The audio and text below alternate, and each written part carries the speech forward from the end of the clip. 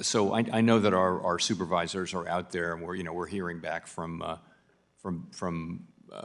media reports that we have been engaged with medium and small-sized banks principally on this. So I am confident that we're doing the right things there, and I do believe it's a manageable problem. If that changes, then I'll say so. Thank you. Thank you, Mr. Chairman. Yield back. The gentleman from Missouri, Mr. Lukemeyer, is recognized for 5 minutes. Thank you, Mr. Chairman. And thank you, Mr. Powell, for being here today. I'd like to associate my remarks, or myself, with Mr. Hill's remarks earlier with regards to the FDIC proposed long-term debt requirements that are based on the risk weighting of assets. I think it's an ill-thought-out proposal, and hopefully your position on FSOC, you'll be able to advise them and hopefully guide them that this is going to be held up until we actually get a Basel III rule. In October 2023, the board issued a proposal to update the debit interchange fee cap and regulation II. This is very concerning, given the data from both the GAO and Fed's own studies show that Reg II has significantly harmed access to free checking and other banking services for the country's poorest citizens. Yesterday, I introduced the Secure Payments Act, which would prohibit final rulemaking until the Fed, among other things, studies the impact of the board's proposed rule, completes a quantitative impact analysis specifically as it relates to affordable banking services for low-income Americans, and reports those findings to Congress. I understand the Fed acted here because you feel you are facing litigation, but I urge the board to proceed with extreme caution with any type of price control proposals, especially since the first iteration was so clearly harmful. Chairman Powell, knowing of the hardship caused by this policy on low-income consumers, does it give you any pause to continue down this road? As you know, this rule is out for comment. We extended the comment period to May 12, so we don't have all the comments yet. We'll evaluate them carefully and make an assessment. I mean, the law does assign us a specific job, which is to assess whether an interchange fee received by a large debit issuer for processing a debit card transaction is reasonable and proportional to issuer costs. This is the obligation that Congress has bestowed upon us. Not something we thought we sought, but that's our obligation under the law, and we don't know what else to do than to keep doing it for as long as that's our assignment. That's all we think we're doing, but I think that the concerns that have been raised will be things that we... Well, hopefully you'll study this and understand that from the previous types of rules along this line, they were very detrimental to a lot of low-income, middle-income folks.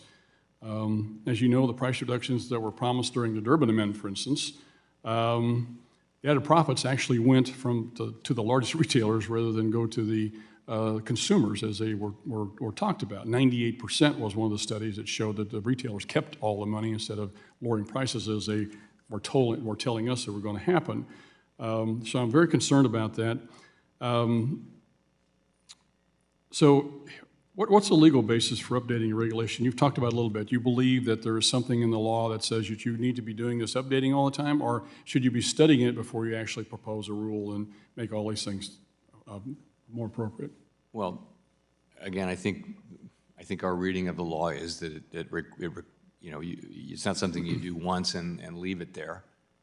It's supposed to be reasonable and proportional to certain identified issuer costs. The implication being there, if those costs change, then this should change. So that's our reading. I think we do a lot of work. We waited a long time to change it. It's been many years since we did change it, but we do quite a bit of work to make this assessment, and we'll review the comments and the data that we get. One of the things I hope that you consider is the fact that even though it's supposed to be on $10 billion and up, stuff all rolls downhill, and as the last study showed, the smaller banks, the community banks, are also feeling effects of this. So be sure and consider that when you start talking and thinking about this. I appreciate that.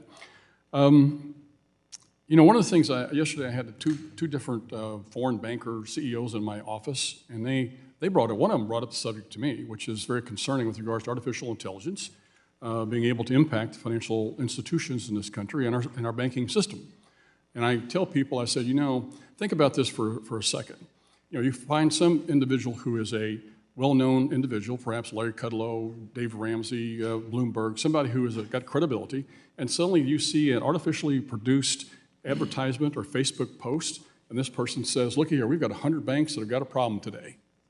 Now, that individual didn't do this. It's artificially produced. I've seen a commercial already with individual. You couldn't tell the difference between that individual and the real thing. We have just come through the Silicon Valley situation. And if you have real-time payments, FedNow, where you can instantaneously transfer money, and you have people scared to death by some well-known individual through an artificial intelligence situation, and I can tell you that China is watching this like a hawk. They are ready to pounce on this situation. To me, I've got some bills that actually would solve the problem. Do you think there's some issues here we need to be taking a look at?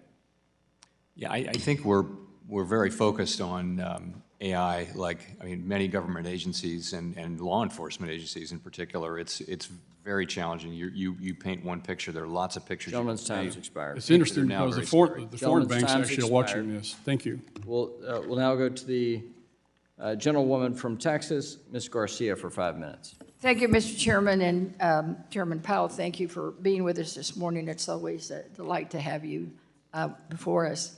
Chair Powell, the February Congressional Budget Office report estimated that the U.S. economy will grow an estimated $7 trillion over the next decade, thanks to, in large part, to the surge in immigration, creating a larger labor force. Immigration also increases demand for goods and services. I know you mentioned in your report that that the growth sometime during COVID was held down due to some restrictions in COVID and restrictions on immigration. Can you detail how immigrants have been fueling our national growth, and did you consider this report from the CBO in this current report? So I am very familiar with the CBO report. I've read the demographic projections and I've read the economic projections, so I do understand what they did. And so you do agree with a $7 trillion growth in the next decade? I have no judgment on that. I haven't tried to make a parallel assessment, but I'm familiar with the assessment. What they're doing is they're saying more people working, bigger economy. And it makes the economy bigger. It's just arithmetic. If you say that if you add a couple million people to an economy, and a percentage of them will work, then there will be more output, and that's what they're showing. I just want to be very, very clear, though, that we don't make immigration policy. We don't comment on immigration policy indirectly or directly. No, well, I'm not asking you to do that, but, Mr. Chairman, I'm simply asking if you agree that the immigration surge has added to our strong labor force, which is necessary. I think you said that we expect a continued growth at a solid pace. So to be able to continue on a solid pace, then we need that labor force. Wouldn't you agree? Well, so last year we got a big increase in workers, and it came from two sources. One was participation increased from people who were already here, and in addition, we got a significant increase in immigration, and many of those people take part in the working economy, and so there was a big increase in labor supply. That will have increased output. It will have made more people. It will have all kinds of economic effects. I'm just reporting the facts there. Right. I'm not going to say anything is needed for the future or good policy, or indirectly or directly, but I mean, I think it's just reporting the facts to say that immigration and labor force participation both contributed to the very strong economic output growth that we had last year. Right. Is it possible for the Fed to conduct a formal assessment into the positive impact immigrants have on our economy and report back to Congress? Not really, no. I think that's a job for the CBO. We don't. That's precisely what the Congressional Budget Office does, not what we do. All right. But the other question that you've not addressed is, did you consider the CBO's assessment that the growth in the next 10 years would be $7 trillion and about $1 trillion in added revenues? Was that considered in this report? Because that was the February report, and this, I believe, is through February 29th. So I think that the answer to your question is 10-year growth projections by CBO don't have big implications. They don't have any implications, really, for the current stance of monetary policy. But I will say that the immigration that we saw was a notable factor of the 2023 and 2024 economic outcomes. And of course, we're aware of that, and it plays a role in our thinking about appropriate policy and the path of the economy. Okay, well, thank you for that. And related to that, I know that the last time that you were here, you and I talked about diversity and diversity and inclusion efforts, both at the Fed, and I applauded you and applauded the president for his appointment of Dr. Adriana Kubler. I expect to visit with her this week. What other strategies and programs are you using in the Fed, not only in here, but in all the branches to ensure that there is diversity and inclusion? So in terms of intake of people, when we go to hire when the reserve banks go to hire a new president, those processes are very focused on having a diverse applicant pool, and you see the results of that more and more over the years. That happens.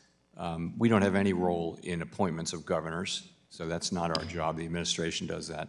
In terms of, I'll just say internally, we're very focused on having an open and inclusive place to work, and also in hiring, we work hard to have diverse. Gentlelady's time's Thank you. expired. The Thank you, Mr. gentleman from Chairman. Michigan, Mr. Heising, is now recognized for 5 minutes. Chairman Powell, good to see you in person. Mr. Chairman, I've got to make a comment here. It's stunning to me that equating an underground economy, which is very different and not a healthy alternative to the regular economy, and basing that on an illegal workforce that's not legally able to work, ultimately will fail. That is not a strategy to my colleagues on the other side. So just ask any farmer who's going to then have a regulator come in and fine them for employing people who are not legally allowed to be here in the country. That is one of their greatest fears. So that's just a fallacy of growth within this economy that is not sustainable.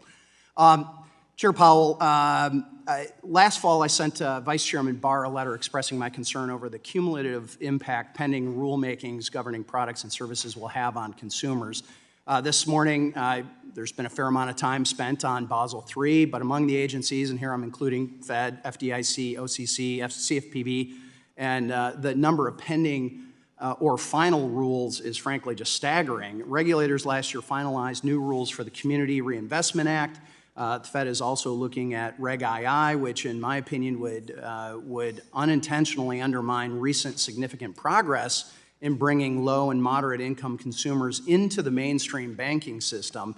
And just yesterday, the CFPB unveiled a rule that would cap late fees for banks. And I just literally walked out of a meeting with my credit unions who are very concerned about those things that may be in their future as well. So I think it's critical that we don't look at any of these rules in a vacuum, and we need to consider their total impact and full scope on that. So I'm going to ask you a question I've asked some of the other regulators.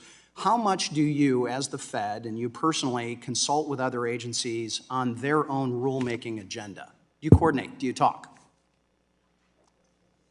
So I don't lead that area of our business, but I know there's a lot of talking. Coordination, I'm not sure there is coordination. We're in government. There's always a lot of talking. I'm much concerned talking. about the shortage. coordinating. All right, well, let me ask you this way. When a rule is finalized under another regulator, are you mandated or have any kind of policy to go back and look at your other pending rules under your purview and see if changes need to be made because of these other agencies' rule makings? There's no mandate like that. I think where it made sense to do that, though, we would do it. But you genuinely have some sort of review of that. It's conscious. I don't think there is a formal review. Okay. Of it, no. I've heard repeatedly that elements of Basel III overlap with the Fed's annual stress tests. What are you going to do to address that overlap? So we're in the middle of just at the beginning, actually, of deciding what to do about Basel III. And part of that may be the interaction with the stress test. So I haven't got anything for you on that today, but that's certainly an issue that presents itself. We'd like to continue that conversation. I do want to touch on the bank failures of last year very quickly.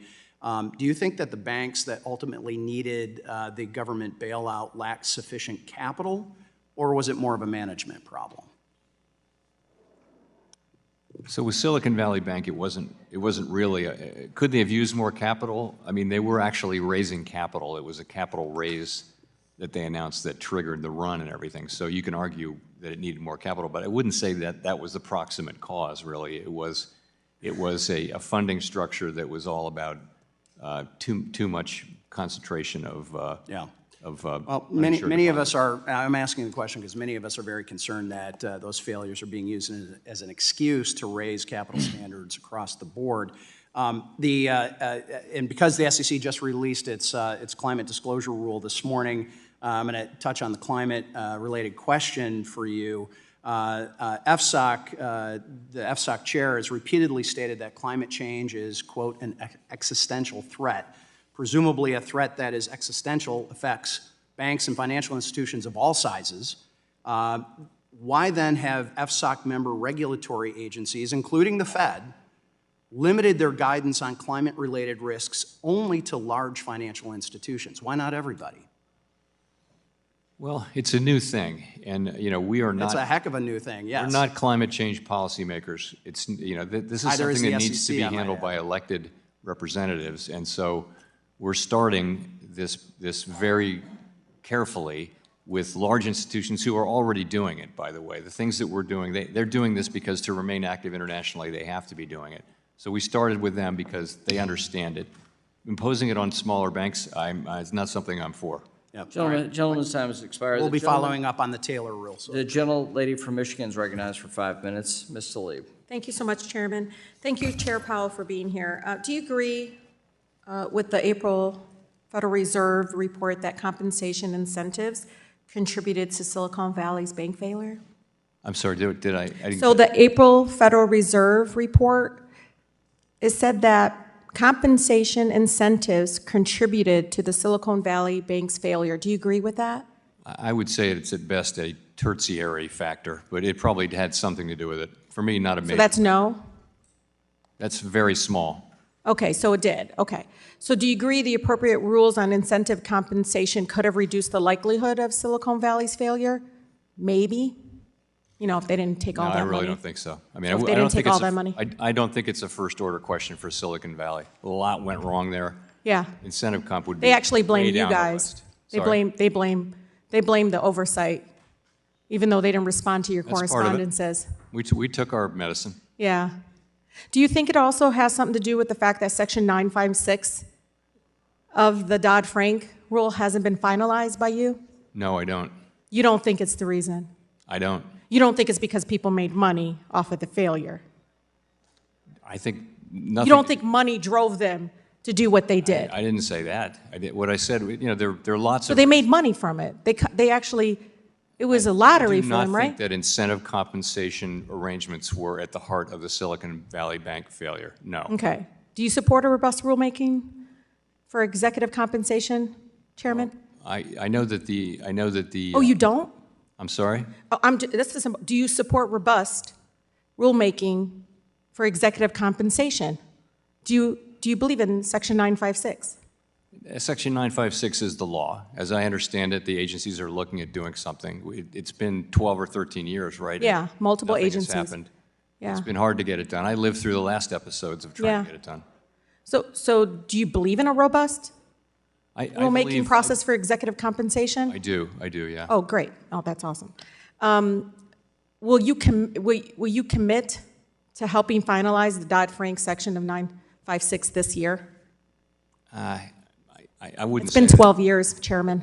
Yeah, no, I want. It played a role in the bank failure, Chairman. If I can answer, what I would like to do is So you don't want to do it this year? I mean, I'm being serious. You're saying no? If the member will allow the witness to answer the question, we've had a good day today, and the gentleman's trying to answer the question. I would like to understand the problem we're solving, and then I would like to see a proposal that addresses that problem. Okay. Do you believe people should profit off of bank failure? The executives that made those decisions? No, not the executives. They should not profit. Well, I would say executives who are responsible for a failed bank should not profit from the failure. Absolutely not. So they get to walk away with compensation based on their failure? Well, you're asking true, it about a different rule that would have clawback and things like that? Yeah. Yeah, so that's something I know you've been looking at for a while. That's certainly an appropriate thing to look at. Yeah, because it's just going to continue to happen, is my opinion. It doesn't have to be yours, but it sure the heck could have helped here if they knew they were going to walk away, if they could walk away with not the bonuses, the compensation. I mean, they made money, a significant amount of money for their bank failure. Last question, Chair Powell. Do you believe that the impacts of climate change pose a risk? Have you been talking about that more? I certainly believe that climate change is real and poses risks over the longer term, sure. So there have been some that say, higher interest rates actually makes it more difficult to build out the renewable energy projects and other investments required to prevent climate impacts. Do you believe that to be true? It's not I believe that we need to do our job that you've assigned us, which is maximum employment and price stability, and we do it through interest rates. It's not our job to consider the effect on climate change of that, and I think any effect on climate change of that would be kind of minuscule. Okay. Last question, Chair Powell, who do you see as the major winners and losers from high interest rates in terms of income groups, age groups, and racial or other demographics?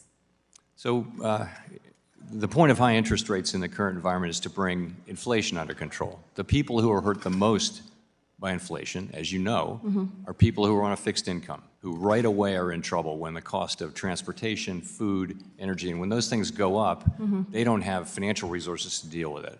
Have you looked We're at the accountable to provide price stability to the American people.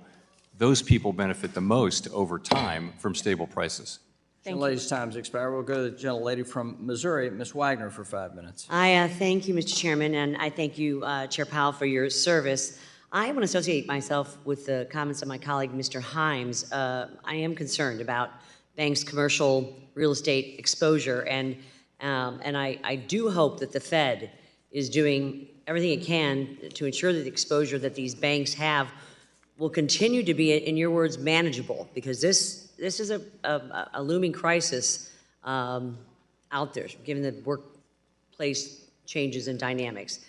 Chair Powell, in remarks on Bloomberg, Larry Summers, former Treasury Secretary during the Obama administration, stated that, and I quote, "It would be much more productive for our central bank to be focused on the question of real estate portfolios in the banks they supervise than, quote, some of the more abstract and politically driven arguments about various kinds of capital charges on the largest banks." Do you agree, sir, that it would be more productive for Fed supervisors and regulators to keep their eye on the ball, in this case, commercial real estate and other real estate investments? I absolutely think we need to keep our eye on the ball on commercial real estate, and I think we're doing that. I hope so. According to your semi-annual report, the median of members on your Monetary Policy Committee estimate that your target overnight interest rate will average 4.1% in 2024. Does that mean that the median number of members anticipate that you will be cutting interest rates sometime this year by as much or more than a full percentage point? No, it doesn't mean that. Actually, the Summary of Economic Projections showed a median of, this is in the December FOMC, so this is now 3 months old, showed 3 rate cuts this year. So that would be 75 basis points, 3/4 of 1 percentage point. You were quoting the next year's number, so you would add that on. That was through 2025, I believe. So are you anticipating that there would be more cuts here coming? It's not, the way I would say it is, we're making economic projections. And so we write down a path of growth, what's happening in the labor market, what happens with inflation, and what goes with those forecasts is an appropriate monetary policy, appropriate interest rates. So we expect inflation to come down, the economy to keep growing, the labor market to remain strong. And if that's the case, it will be appropriate for interest rates to come down, significantly over the coming years. Good. What will really happen, though, it's not a plan. What will happen is actually what the economy needs. The economy will do something different from that, and that's what will actually happen. Chairman Powell, 15 members of Congress, including myself, Ranking Member Sherman, Chairman Barr, and Ranking Member Foster, sent a letter to the prudential regulators regarding the impact that Basel will have on U.S. capital markets activities. The letter highlighted critical areas of our U.S. markets, including securities underwriting, securitization, and derivatives that will be severely impacted by the Basel proposal. This was also a common theme represented throughout the comment file on the Basel proposal, over 95% of them. Considering that 75% of financing in the U.S. is done through our capital markets, which are the deepest and most liquid in the world, why would the Fed continue to pursue this flawed proposal instead of re-proposing a rule that would not have such a drastic impact on the U.S. economy? Well, in fact, the capital markets concerns you raised are among those that I raised myself in our open board meeting when we put this out for comment. You said you wanted broad support, and obviously there is dissent among some of your governors, the FDIC, others. So how are we coming on this, and how are we we're working our way through the comments, and we're coming to the point where it'll be appropriate for us to begin to evaluate what changes are appropriate.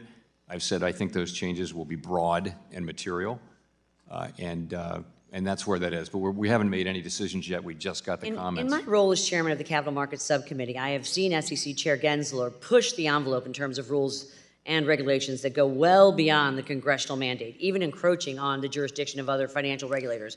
What is the Fed's response to another agency encroaching on its jurisdiction? We do not comment on other agencies' regulation. However, if they were actually, to take your hypothetical at face value, if they were to come into our jurisdiction. Oh, it's more than a hypothetical. And we would react. Good. Well, I hope you do. I yield back. Gentlelady from New York, Ms. Velasquez is recognized for 5 minutes. Thank you, Mr. Chairman. Right here. Hi. Hi. Thank you for being here, Chairman Powell.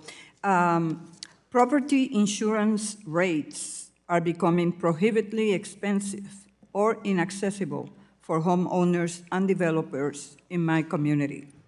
The FSOC's annual report identifies property insurance rates as an increasing risk, and I recently raised this issue with Secretary Yellen.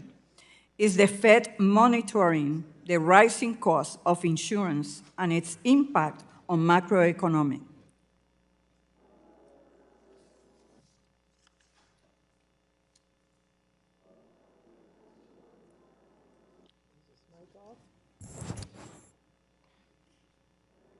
Well, if we'll pause the clock, you can have staff take a look at the microphone.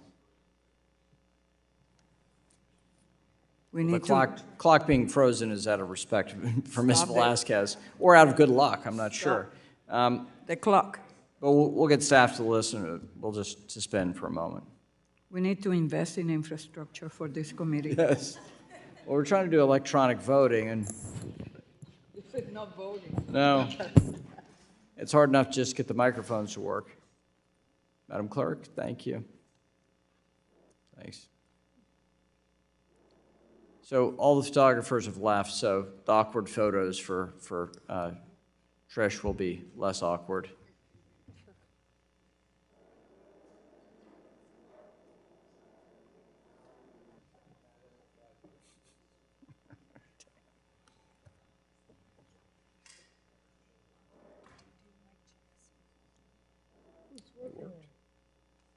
Good.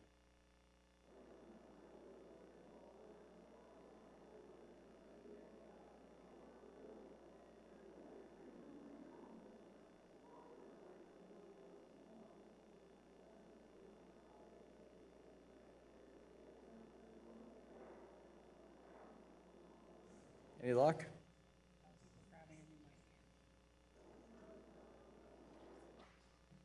We're getting a new mic. It may not be better, but it's a different one.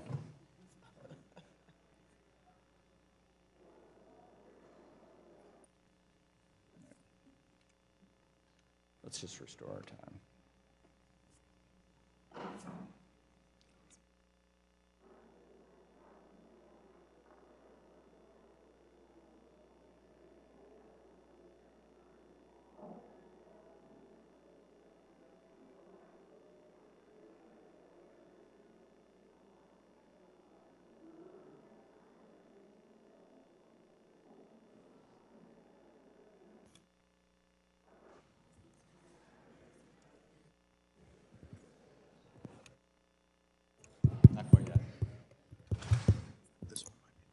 Oh, this one's back. Now this one's back. Okay, great.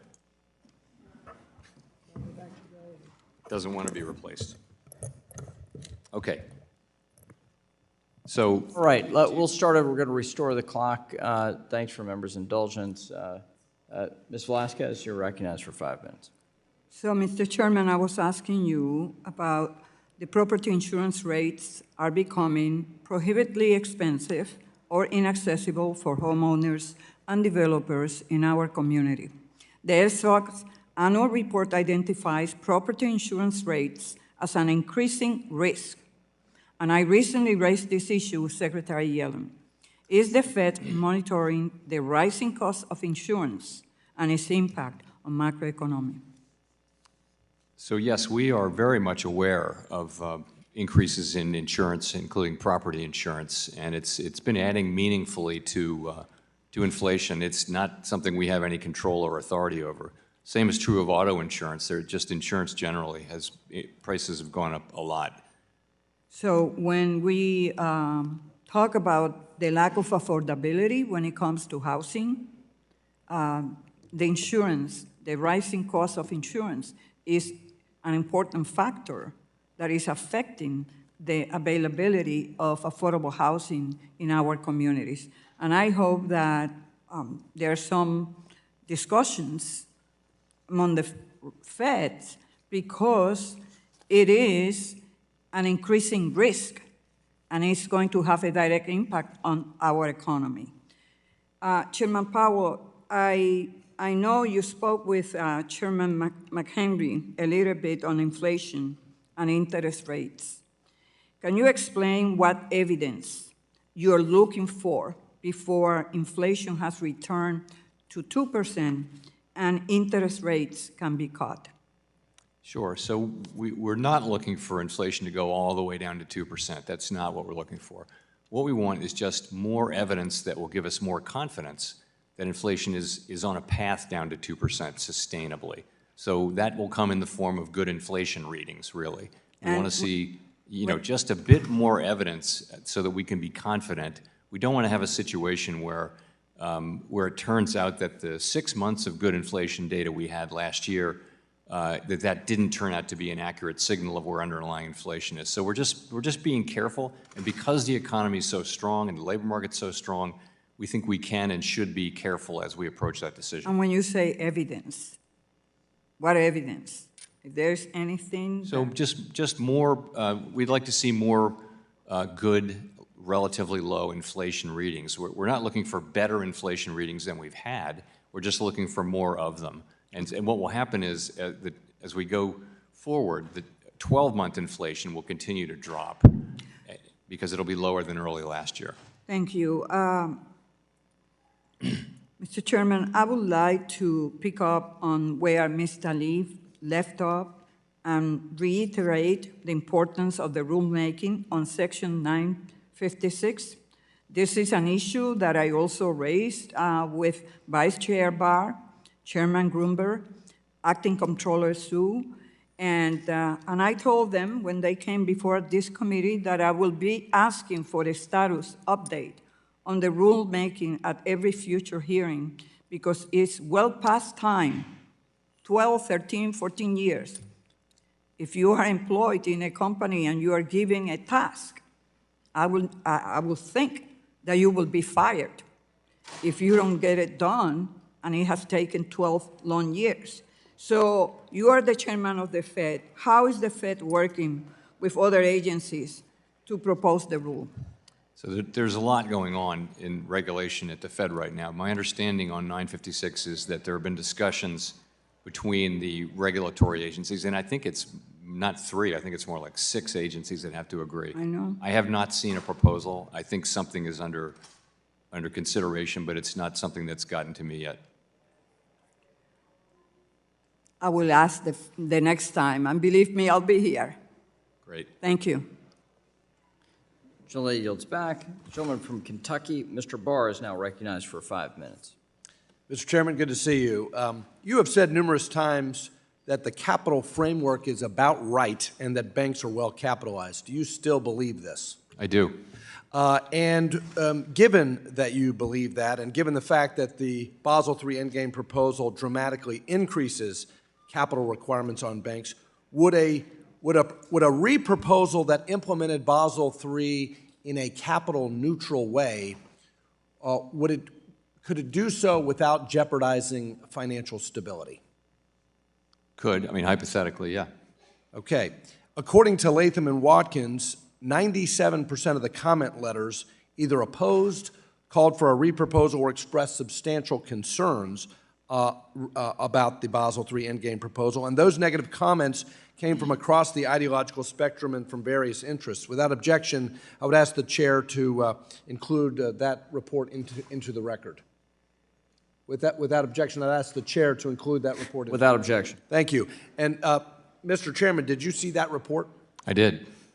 Does that concern you, that 97% of the comments were negative? So we didn't do our own count, so I can't make an assessment, but I would say it's unlike anything I've seen.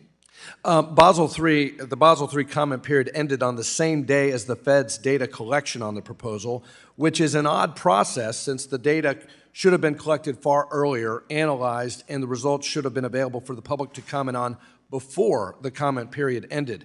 Why did the Federal Reserve choose to do a quantitative impact study during the comment period for the proposal, foreclosing any ability by the public to comment on the results of the study?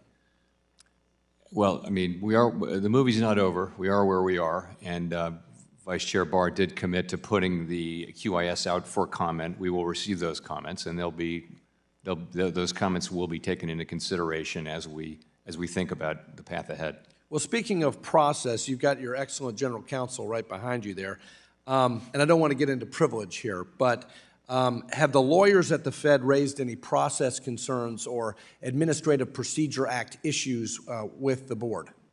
Let me just say that we're committed to doing transparent and reasonable and data-based rulemaking in compliance with the Administrative Procedure Act. Well, of course, giving the public the ability to comment on the quantitative data that has been provided obviously is consistent with good process. Sir, Governors Bowman and Waller, Vice Chair Hill, and Director McKernan all dissented on the proposal, and Vice Chair Jefferson expressed concerns with it during his statement. Under your tenure as chair, can you identify any other regulatory proposal which has elicited this much dissent? No. Have you in the past acknowledged in front of this committee that you will not move forward with proposals without consensus? Or you have acknowledged that in the past, and we appreciate that commitment to consensus. Have you achieved consensus yet on the Basel proposal? Let me say I am confident that we will, but that's a process that as I mentioned, we're evaluating the comments. We're just coming to the place where we're going to start talking about the path ahead, and I am confident that we'll achieve very broad support on the board. Mr. Chairman, do you agree that the heterogeneity and business model diversity within the banking sector contributes to system-wide financial stability? I strongly do. And do you agree that a concentrated business model in the banking sector would present a potentially systemic risk? Potentially, yeah. And this is one of my major concerns with the proposal, Mr. Chairman, because by de facto repealing regulatory tailoring, subjecting Category 3 and 4 regional banks to one-size-fits-all standards that currently only apply to large GSIBs, discouraging securitization, which is the private sector solution for dispersing risk, eliminating the use of internal risk models, and transitioning the industry and regulators toward only a standardized framework actually would push the industry into a smaller and more concentrated-looking industry, and as a result would, in my view, actually increase systemic risk and decrease market competition. Do you share that concern? I think it's a real concern. And again, I think that's part of what goes into my thinking, certainly, about the proposal and where it needs to go. Well, given all of these concerns, we hope that you can commit to reproposing the Basel III Endgame, and we strongly urge you to take that into consideration. With that, Mr. Chairman, I Gentleman from appreciate the Massachusetts, time. Mr. Lynch, is recognized for 5 minutes. Good morning, Mr. Chairman. Welcome. Good to see you again. I want to go a little deeper into the commercial real estate issue and the potential impact on regional banks. This morning, Scott Rector, who's a member of the New York Fed Board of Directors, released a white paper on CNBC this morning describing the trillions of dollars in commercial real estate loans that will come due over the next couple of years. He described it as a, quote, slow-moving train wreck, close quote, and for our regional banks. He went on to predict that it will force a little over 500 banks, thereabouts, to either fail or consolidate. He also described what he termed as a doom loop where, similar to Silicon Valley Bank, when people lose confidence, when depositors lose confidence in the bank, they pull their money out and we end up in a bad situation. Now, I don't believe everything that I read or hear, but in Congress we do tend to repeat it. And I just wanted to get a sense from you. I am seeing in my own city of Boston, we've got 20% vacancy rates in office space. We rely on that for a lot of the tax revenues for the city. But I'm just wondering your thoughts on that issue. Is there a systemic concern here, or is this isolated? And might lowering the interest rates help some of those banks? Because I hear from my developers in our area that no one's lending. So, yeah, crack at it. Sure. So I haven't seen that report, so I can't comment on it, but I can comment on commercial real estate. So we've had a secular change in the economy, which has left office rentals in many places, office buildings. The demand for them is significantly lower, at least temporarily and perhaps for a long time. And also the same is true for downtown, in some places, downtown retail that's associated with office workers. So it's a shock to the system, and we've known this for some time, and we've gone through the commercial banks in the United States, and so have the other regulators. We've done it jointly, and identified the ones that have high concentration and are going to need to deal with that. And so we've been in contact with those banks and talking to them about how they're going to deal with this, how are they going to absorb these losses, do they have enough capital, do they have the liquidity, do they have a plan to do this, and is it consistent with their lending practices and that kind of thing. So it's going to be something we work through over a period of years, and I do think it's slow moving. I think that part of it is right. You ask about 500 banks. I have no idea about that number, but certainly there would be some banks, probably smaller ones, that have these high concentrations. It's not the very large banks. It's really a manageable thing at the large banks.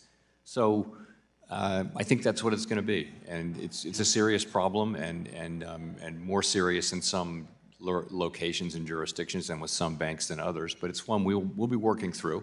And I think that's how I would think about it.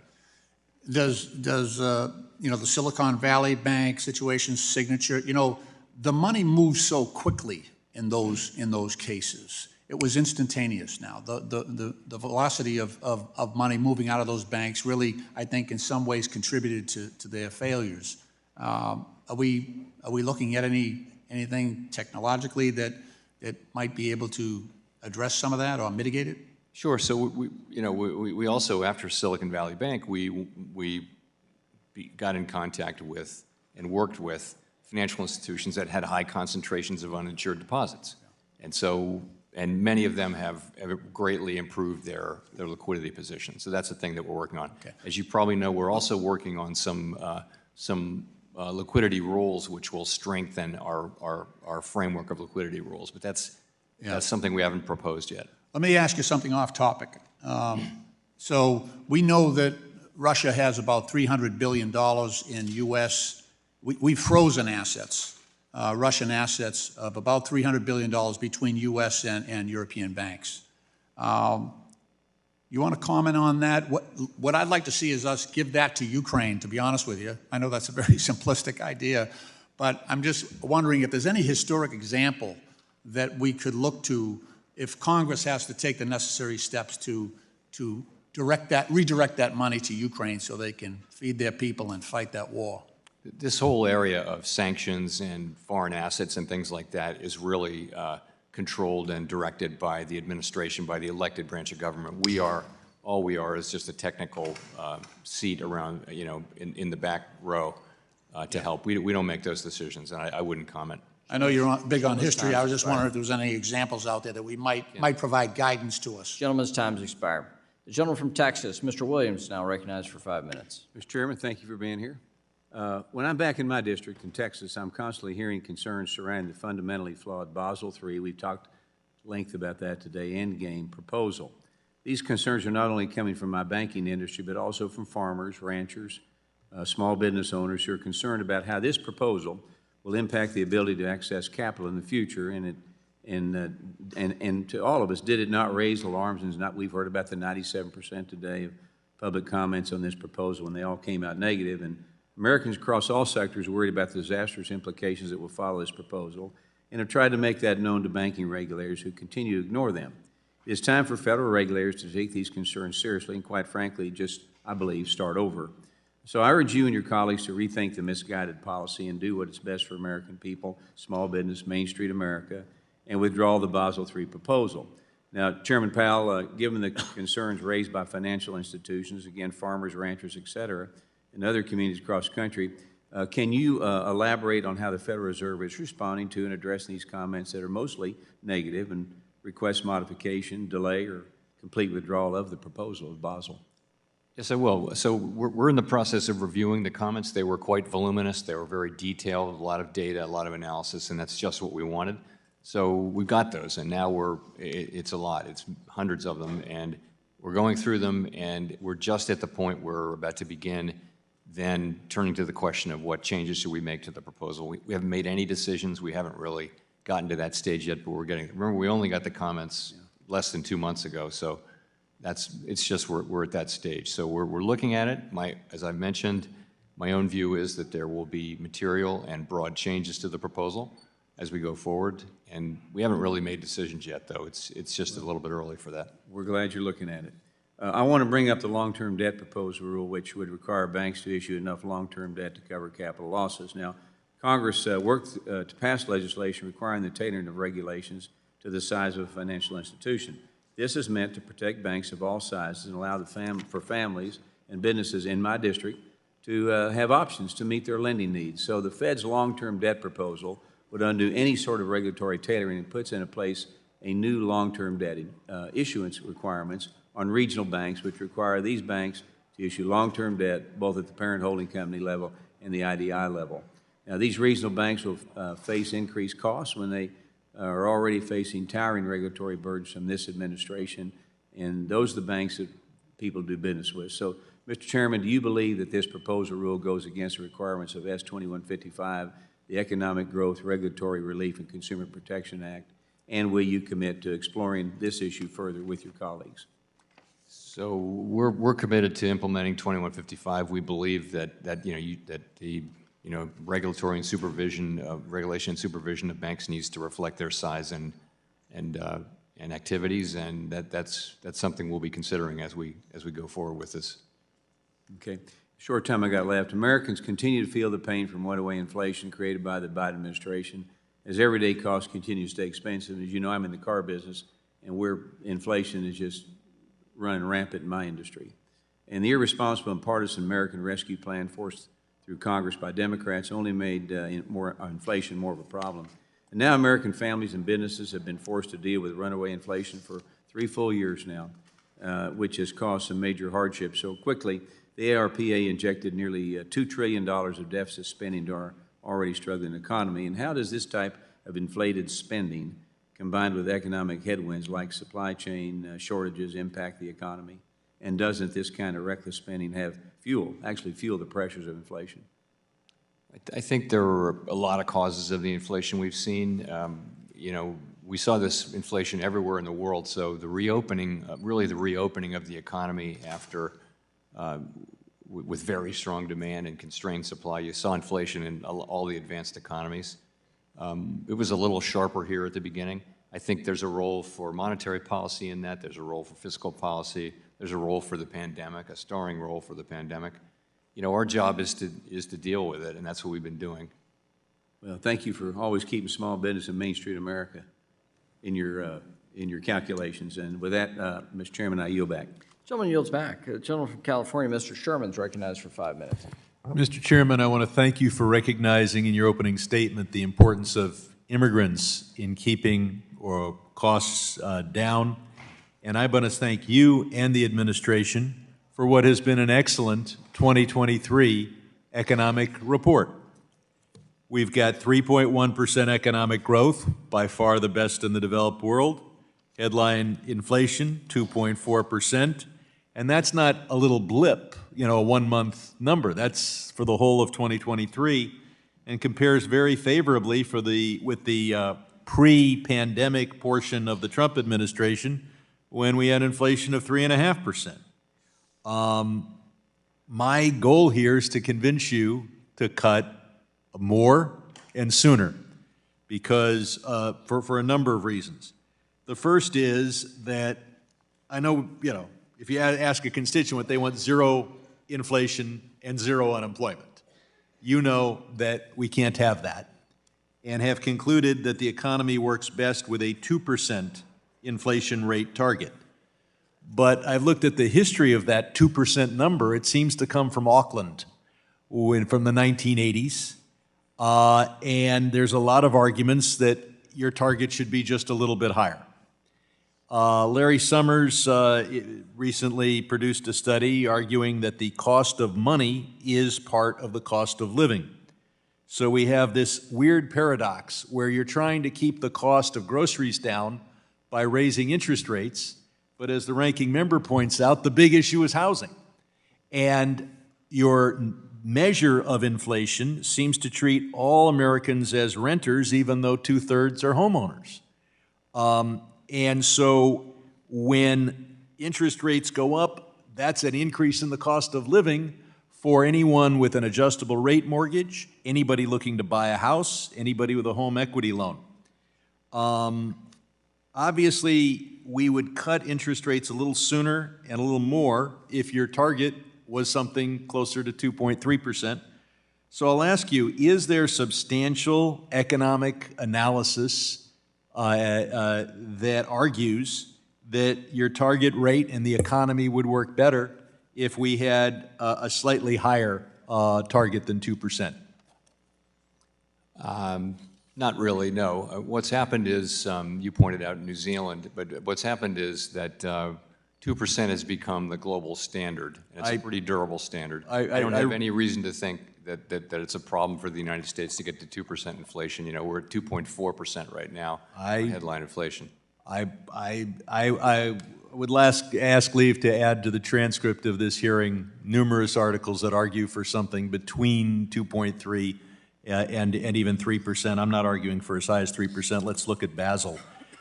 There's nothing free here. If the standards are too high, we lose economic growth. If they're too low, we have bailouts and bankruptcies. But I think everybody agrees that the standard should be well crafted.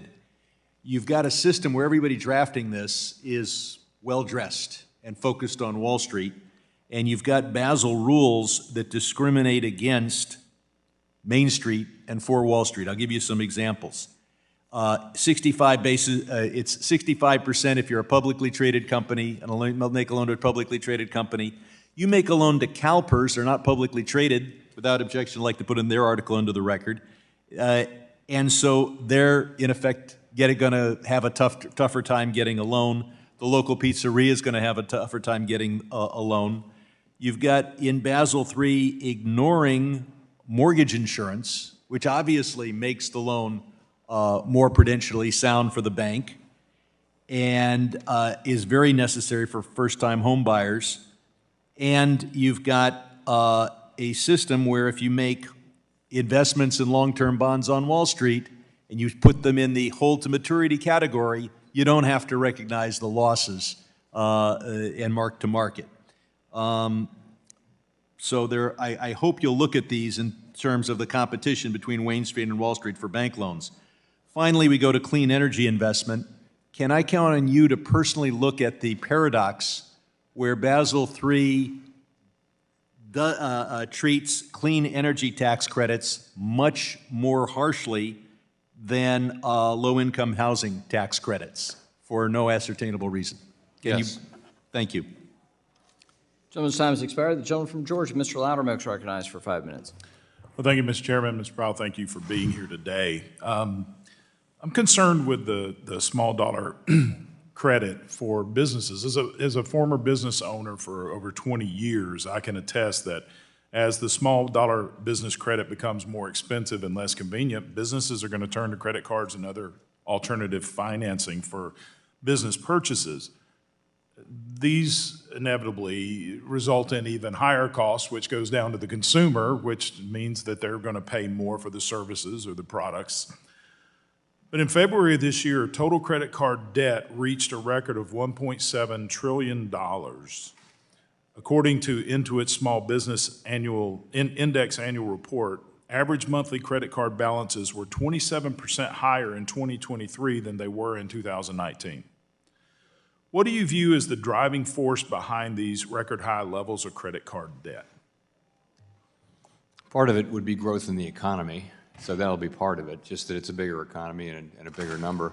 I'm not sure what that is. As you know, people had lots of extra cash during the pandemic from forced savings. They've spent that down, now they're borrowing. I'm not sure. So, if there was a rule to force banks to tighten lending, do you think the rule would drive businesses and consumers to alternative forms of credit? I do. I think, if you raise lending costs for banks, then at the margin, that will make non-bank lenders, Right. They'll get some of that business. And if it becomes more complex or less convenient, then businesses will turn to these alternative forms like credit card. I can tell you that from experience. Yes. Well, I've called for the withdrawal of the Basel III endgame proposal entirely. Will you commit to an analysis of how bank capital proposals like Basel affect small business credit access and the small dollar lending before finalizing such proposals? I commit to that. Let me look into that. I don't want to make a commitment that I'll undertake some big study, but we'll look at the issue. Do you feel it's important that we do have an understanding the effect it's going to have on small businesses? The backbone. It's the bloodline of our economy. They create the jobs. That's Yes. right. I do agree. Yeah. Okay.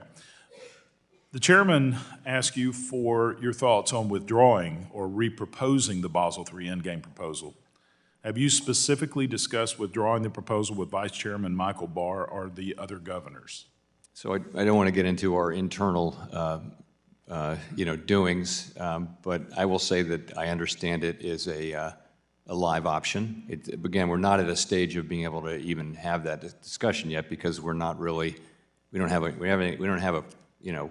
got to decide first what changes do we think are appropriate, and that'll take a little time. And then the question will be reproposal. What I said is, when we get to that point, if reproposal is the right thing to do, we're not going to hesitate at all. It's a perfectly live option. All right. In the current environment we have in politics in this country, there's not a lot that you find bipartisan agreement on, but I think you could find some agreement in withdrawing that proposal. Can you explain the importance of broad consensus at the Fed on proposals like B3E? Are you concerned with recent trends of disagreement among board members related to major proposals? So I think we're going to get to broad consensus at the Fed. I do. I think it's very important. This has been our culture that we try to find common ground, and we've been able to do that in the regulatory space, and I expect we will be here as well. And I'm committed to that. Could it be that we're seeing this level of disagreement because of extreme measures that are being taken now that may not have been taken in the past? I mean, a total difference of opinion and understanding and philosophy regarding a free market economy. I won't speculate, but I will point out that 4 of the 7 governors during the open board meeting at which we put it out for comment expressed real concerns, very specific concerns about the proposal, and said we would look at the comments when they came in, and that's what we're doing. All right. Do you feel that they have validity in their concerns? I was one of the four, so yes. With the few moments I have, seconds I have remaining, there's a recent report of FinCEN working with financial institutions to query legal purchases made by American citizens. Has the Federal Reserve been instructed within the past 3 years by Treasury or anyone else to search Americans' legal transactions? Not that I know of, no. Okay, thank you. I yield back. Gentleman from Illinois, Mr. Foster is recognized for 5 minutes. Thank you, Mr. Chair, and thank you for being here. As Ben remarked, there's a near-term emergency to get the $60 billion in military assistance to Ukraine. And separate from that, there remains a longer-term need for reconstruction assistance to Ukraine, which the World Bank estimates is somewhere north of $400 billion. Now, at the start of the Russian invasion, the free democracies of the world froze roughly $300 billion in Russian currency assets, primarily at European banks and financial institutions. And the Biden administration and many of our allies have recently taken the stance that those assets should be leveraged somehow to provide reconstruction resources to Ukraine. I support this concept, and I believe that additional action should be taken to ensure that we hold Russia accountable. But there are real concerns on the impact that this might have on central banking system, on the primacy of the dollar, the euro, and so on. And so my question is, have you seen just the act of freezing these assets, and not seizing them, but simply freezing them, have you seen deleterious effects on the primacy of the dollar, the confidence in the central banking system? Is there any visible downside from the act of freezing that's visible so far in the 2 years since we've done it? I can't point to any. I can't point to any. Okay, so that's an interesting observation when we think of taking the additional step of actually seizing them, that at least so far, because, to my mind, having them frozen is as violent as and as violent as seizing them outright. And so that's interesting that so far we haven't seen that. Now, in terms of the Basel III and so on, there is there's a frustration I've had over the fact that directionally the effects of these are clear, but the magnitude of effects are not. For example, if you talk about the effect on the prices seen by derivative end users of increased capital requirement. Directionally, it's clear. If you raise capital requirements, banks will withdraw from these markets to some extent. Other players will step in partly and take up part of the slack, and the spreads will increase and so on. Is the data that you've collected enough for you to actually estimate the magnitude of these effects instead of simply the direction? I think it's really hard to get down to the micro level and try to assess that, because you're right, there would be multiple effects. But you do know that you know the direction, you know what the sign is. That's right, but if you can avoid financial crises with a microscopic increase in prices seen by end users, that's one thing. If it's a very large difference in the price, so that the magnitude matters a lot when you're doing these balancing things. And a lot of it depends on, actually, you need a model for how the different market players will react. And is that really not going to be in the scope of the analysis that you anticipate from the quantitative? I believe we have done some work on that, and I think the banks and other participants have done work on that as well, and come up with a range of answers. But this is there are just an awful lot of variables in these equations, so it's hard to say with any confidence. That's why it's hard to. The job of deciding the precise level of appropriate capital is a hard one. Yeah, and now with 10 years, we've had two major crises with both a fiscal and a monetary response. Are there the lessons that you can learn now that, I believe, and it seems like your testimony indicates that we're kind of approaching back to normal now, and we've seen in the crisis of 15 years ago, we saw what many people thought was an inadequate fiscal response, that the fiscal response was, less than half of the output gap. And we limited by political will to do things. And then, of course, you were limited by the zero bound in what you could do for most of a decade, and we had a long recovery. And the comparison, to the COVID recovery has been very sharp, and it's quite remarkably put us right back on that track.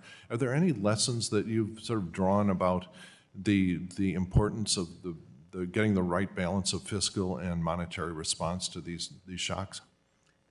So we think about that a lot, and I think I have to start by saying it's too soon to really tell, because the answers you would give today, the picture looks very different than what it looked like a year ago.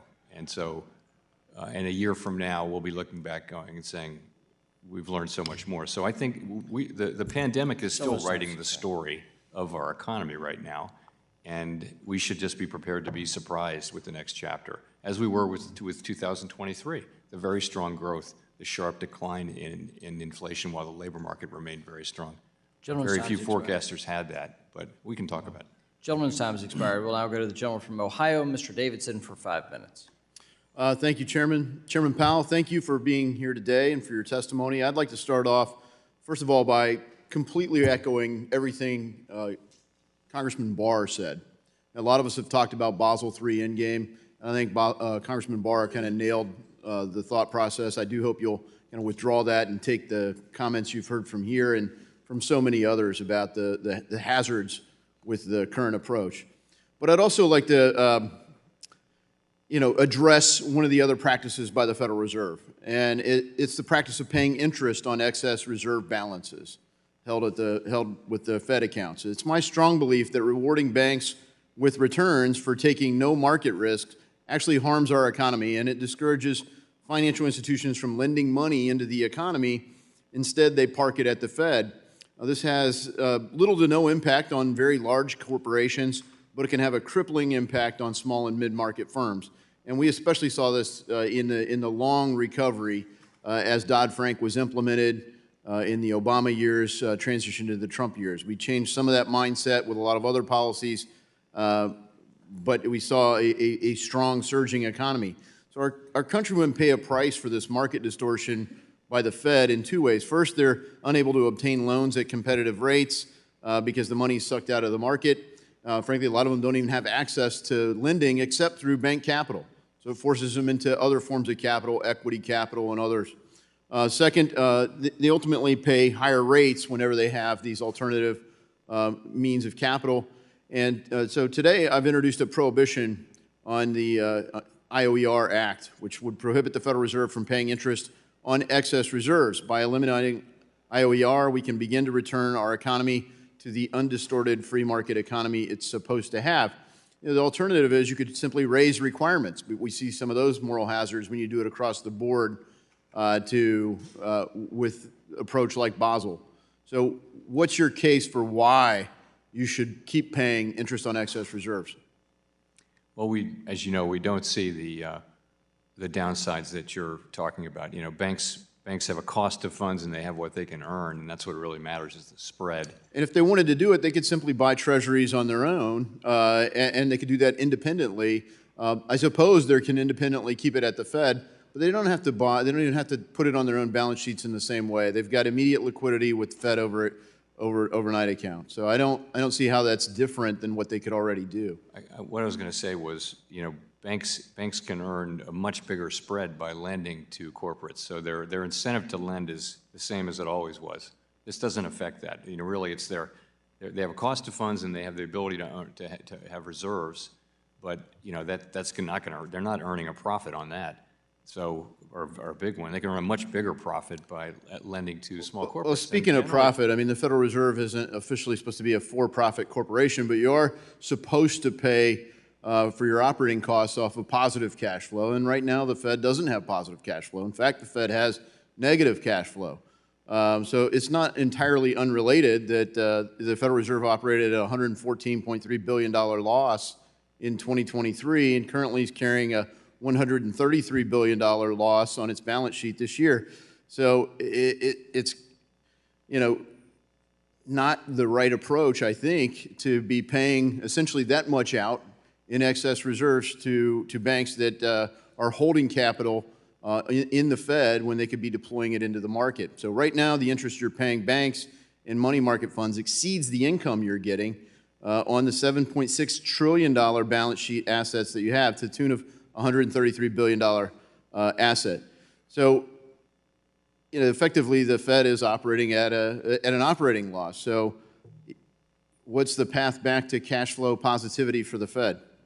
As you know, we've, for many years during the QE, large balance sheet period, we've contributed way over $1 trillion in net earnings to the bank, which to the Treasury Department. So you can't look at the loss without mentioning that we've been, giving effectively $100 billion a year in profits every year to the Treasury Department. So the other side of that is when we raise rates to do the job you've assigned us to get inflation under control, when we do that, we absorb paper losses. It has no effect on our operating, the way we operate the Fed. And if we retained all the earnings we have, then it wouldn't be a problem. But we don't do that. We give that money to Treasury.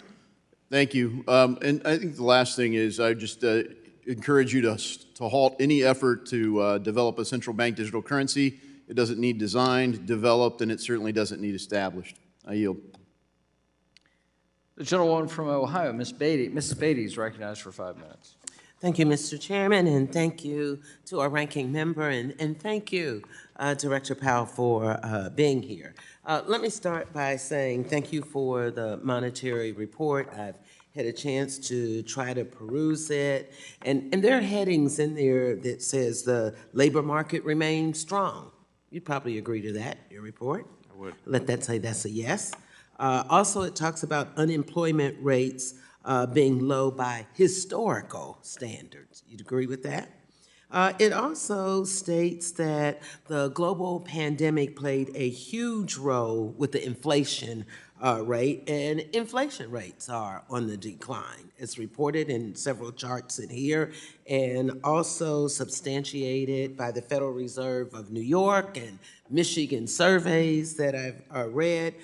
It also talks about job gains and uses the word robust jobs. So I want to thank you for educating us on that. And Mr. Chairman, I'd like the record to show that all of this also resulted during the Biden-Harris administration of making sure. So often we hear in this committee and other committees about what the administration is not doing and what our economy and jobs look like. Now let me move on to something that's very dear to me, and want to thank our ranking member for bringing it up, and that's the lack of affordable housing, which is one of the primary things that I hear about when I'm back home. I'm on more panels to try to explain what you do, what we do, or oftentimes what we don't do, and why we have this.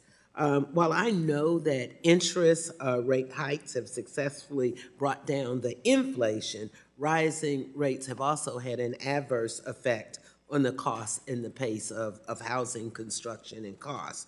Are you concerned about the effects that interest rate hikes are having on the cost of financing new construction? And the second part, how do you expect to control for long-term housing inflation that might have a potential rate cuts, how it might affect that? So our policy to bring inflation down is to raise interest rates, and that works through several channels. One of them is probably the most important, is interest-sensitive spending, and within that you have housing and durable goods and things like that. So, during the early days of the pandemic, the housing industry was about to all go bankrupt, and all of the facilities that we did really supported that industry through their critical time. When we're going in the other direction, when we're raising rates, housing is definitely affected. We understand that. It's not something we want to have happen, just it is the reality that housing will slow a lot when you raise interest rates. We've done that, and we're doing it for the longer run benefit of the people we serve to restore price stability, which is beyond value for people to have price stability. We get it that in the near term, that's higher rates, that's fewer sales, people are locked into low rate mortgages, we get all that, but we got to do this because it'll benefit the country and people in the longer run. And I have a great appreciation for that. But also, when I go back home to the district, what I hear a lot from agencies and individuals who work with advocacy groups, that the effects of interest rate hikes are not borne equally to all American households. So we hear that, and there's no doubt that low-income and minority communities are hit the highest or the hardest by these monetary policy changes. Black households and business owners have historically faced challenges with home ownership and access to capital, and they're disproportionately impacted by the rate hikes. Does the Fed, do you have anything that you could help me with this dilemma and how we can better achieve economic goals in a more precise and equitable manner? So I think it's working. You see inflation coming down, and that's why I do think it's likely at some time this year, if the economy, proceeds along the path we expect, that we will begin to reduce rates. So that's really the path that we're on, and I do hope it works out that way. And when you say, I don't have a lot of time, but when you say economy, what does that mean? Helping poor people and black people get more jobs, more money? So our forecast is for continued strong growth, a continued strong labor market with wages going up, and also with inflation coming down. So that kind of an economy. Okay, my time is up. I yield back. Thank you. The gentleman from Tennessee, Mr. Rose, is now recognized for 5 minutes. Thank you, Chairman McHenry and Ranking Member Waters, for holding this hearing, and thank you, Chair Powell, for being with us today. I'd like to start by discussing the Independent Automated Teller Machine Owners or Operators section of the Bank Secrecy Act Examination Manual. I want to ensure that financial institutions will not be discouraged from providing banking services to the independently owned ATM industry. In 2021, you made it clear that the industry does not automatically present a higher risk for illicit finance. I'd like to know what efforts have been made by the Federal Reserve to fully communicate that position to financial institutions across the country. I will have to get back to you on that one. All right. Thank you. Well, and so I might just add, listening to independent ATM operators over the time that I've served in Congress, I've come to understand that unfortunately, and it was in the Bank Examiner's Manual up until just about a couple years ago, these operators were identified as being extraordinarily risky, and that was causing them to be debanked in many cases. So I do hope that you'll take a look at that and make sure that we're communicating that to financial institutions and, most importantly, to the regulators. Chair Powell, Tennessee is home to over 1,000 foreign-based businesses that have chosen to invest in our state and create more than 160,000 jobs. These jobs are reliant upon cross-border financing provided by global banks, including foreign banking organizations. The Federal Reserve has long maintained the principles of national treatment and equality of competitive opportunity when regulating foreign banks and assessing them based on their U.S. operations. Are you still committed to these principles? Yes. And how will these principles be reflected as you move to finalize the Basel Endgame proposal? So we have received a whole separate set of comments from the foreign banks, and we'll look at those, very much in that spirit and make appropriate changes. Thank you. Chair Powell, the Basel III Endgame will incentivize firms to transfer credit risks off their balance sheets. One avenue for such a transfer is synthetic securitization, the framework of which must be approved by the Federal Reserve. However, it is my understanding that there is a substantial backlog of reviews and approvals of these securitization frameworks. It is concerning that the Federal Reserve is directed to is directing the risk transfer, yet also impeding it, in my view. Can you comment or can you commit to reviewing this approval process and taking steps to reduce the backlog of pending securitization applications?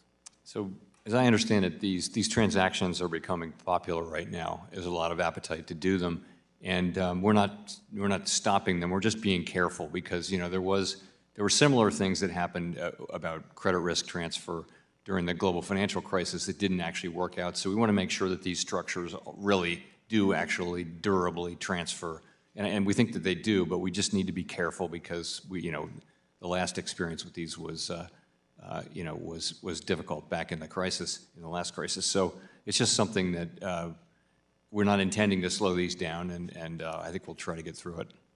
Is it a lack of available resources to apply to the approval process, or is it an intentional slow walking to make sure that every I is dotted, every T crossed? I don't actually know, but I do. What I heard was, what I have been told is, we're not stopping these, but we're going to be careful with them and just be absolutely careful that they really do transfer credit risk in a durable, kind of sustained way. And that's the thing. And I don't think it's an intention to go slow or to have a backlog. It's just, and so I don't know what the staffing issue is. We'll check. All right, thank you. As the Federal Reserve continues to consider proposals designed and debated in Europe, such as Basel III, has the Federal Reserve's Supervisory Climate Committee or the Financial Stability Committee had any discussions regarding the adoption of ESG risks in capital requirements? I don't know. Has there been any discussion in other committees regarding the adoption of ESG risks in capital requirements? Any discussion, I really don't know. Let me say that's not something we're considering, but when you ask me any discussion, I don't know. It's not a priority in to capital requirements. To put it mildly, yeah. Okay. Thank you. I see my time is running out. I appreciate your answers, and any further light you can shed on those matters, I'd appreciate. I yield back, Mr. Chairman. The gentleman from Illinois, Mr. Caston, is now recognized for 5 minutes. Thank you, Mr. Chairman, and thank you, Mr. Chairman, for being here today. I want to start just with following up on the exchange you had with Mr. Sherman. As I think you know, I led a letter with 106 of my colleagues with concerns about specifically the clean energy tax equity provisions in Basel. I appreciate your commitment to look at that. I wonder if I could just put a little bit of a sharper point on it. Can you look at that before the rule is finalized and potentially issue some sort of an addendum to the rule? The concern I have is the number of banks who are a little bit frozen right now, waiting for some clarity on that, and I'd prefer we not slow down the rate of clean energy investing in our country if we don't have to. I don't know. I mean, I think there's a proposal, and we're well aware of the commentary, and we're going to react appropriately. I don't know that we can pull one thing out of line and deal with it. But we're making good progress, and I think we'll be back reasonably soon with some answers. Okay, well, time is of the essence. Appreciate anything you can do. Second thing, good thing about going late here, you get to follow up. I want to follow up on your discussion with Congresswoman Garcia here. I really appreciated your comments in the 60 Minutes interview last month when you mentioned that immigration is a big part of the story of the labor market coming back into balance. Now, generally, and correct me if I'm wrong, more immigration is generally going to ease inflationary pressure. Is that all else equal? Is that a safe characterization? It's probably closer to neutral, actually, because people come in, they also spend, so it's not clear that immigrants coming in, they add to GDP. Okay, so either we're going to get economic growth and or downward pressure on wages. More workers, so that wages might go up a little bit less, but at the same time they're also spending. So we had this conversation. It depends on what you assume, but I think it's better to just assume it's sort of broadly neutral from an inflation standpoint. So I guess, and maybe you've answered the second question, but given as you all are using the Census Bureau data that is more conservative than the CBO data, and obviously we're all making estimates in the future, can you speak at all to whether your forward views on economic growth and inflation, how sensitive are they to your assumptions about that census versus CBO data on what the actual level of immigration is to the country right now? I think the CBO assumptions are meaningfully higher and would affect growth and would be part of the explanation why growth was strong last year and would be a reason to expect. I mean, it's not the main reason, but it would definitely add to growth this year. And I wouldn't say that we accept one version of the other. We study the CBO numbers carefully. We're just trying to get to the right answer. And but I mean, I think the CBO shows, and they say so, stronger growth, higher growth, more people. I don't know the per capita growth goes up, but the absolute level of growth goes up. Okay. Last question. I think there's a lot of good news in the monetary report that you all just issued around wage growth. We've seen, the lower quartile of earners starting to close some of those historic gaps. We've seen minority groups and women start to close some of those gaps. What I didn't see, and I don't know if this is because you all haven't done it or I just didn't read closely enough, have you seen any gaps regionally within the U.S.? Are there parts of the country that are seeing stronger wage growth than others? There are. I don't have that off the top of my head. I want to go back and, if I can just, when I talked about immigration, I think that the immigration story for last year was part of the positive supply shock and was part of the reason why inflation came down. I was really asking the question over the longer run. Fair enough. And there, I think it's more of maybe neutral. I appreciate that. I want to just close on this regional piece because the Atlanta Fed, which is the best I could find that looks to do at least some of by census regions, that as I look through, there's and you look at which regions are consistently running above. I think that New England and the West are consistently showing wage increase above average, and the West, South, Central, Texas, Oklahoma, Arkansas, Louisiana are consistently, I think going back to like July of 2022, consistently seeing wage growth below average. And I appreciate you're not going to wade into a political question here, but those are all right-to-work states, where it's harder to unionize, where it's harder to organize. And what I'm wondering is, without asking you to opine on policy, have you all at the Fed done any analysis that says, as we look at when there are gains in labor productivity, does that gain in labor productivity, is it more likely to accrue to workers in those states where there's a stronger union presence, easier to organize, and more bargaining power for labor as opposed to capital? My guess is there's plenty of research around that area, not necessarily at the Fed, but we'll take a look and come back to you. Okay. All right. Thank you. I yield back. Gentleman's time's expired. Now go to the gentleman from South Carolina, Mr. Timmons, for 5 minutes. Thank you, Mr. Chairman, and thank you, Chairman Powell, for being here today. We continue to appreciate your work and the work of the Federal Reserve on behalf of the American people. In August of 2023, the Federal Reserve, FDIC, and OCC released the NPR requiring the issuance of long-term debt for Category 2, 3, and 4 banks. As you may know, I, along with many of my colleagues, authored a letter to each agency expressing concerns regarding the lack of tailoring in the proposal and shortcomings in estimating the actual cost of the proposed rules. I'm concerned that these shortfalls will negatively impact lending in my district, and when combined with the other ongoing regulatory proposals, could cause further consolidation of the banking industry. It appears that the Federal Reserve has primarily deferred to the FDIC concerning the proposal. Could you shed light on the Federal Reserve's role within the rulemaking process concerning the long-term debt proposal? And have you provided input regarding the proposal's interplay with Basel III Endgame? You know, I think we're one of the proposers of the rule, just like the other agencies are. And right now we're looking at the comments that we've gotten. That comment period, I believe, has closed. Yeah, and so we're very much in reading those comments as the law. You're in the middle of it, fair to We say. are. Okay, thank you. I'm concerned that the long-term debt proposal's lack of tailoring contradicts the statutory requirements of the Economic Growth, Regulatory Relief, and Consumer Protection Act. Instead of applying tailoring principles, this proposal creates Category 2, 3, and 4 financial institutions identically for the purposes of long-term debt issuances. Additionally, the proposal unduly burdens Category 2, 3, and 4 banks by requiring them to issue long-term debt at both the parent holding company and bank level, which actually could be viewed as reverse tailoring, considering GSIBs are only required to issue debt at the parent company level.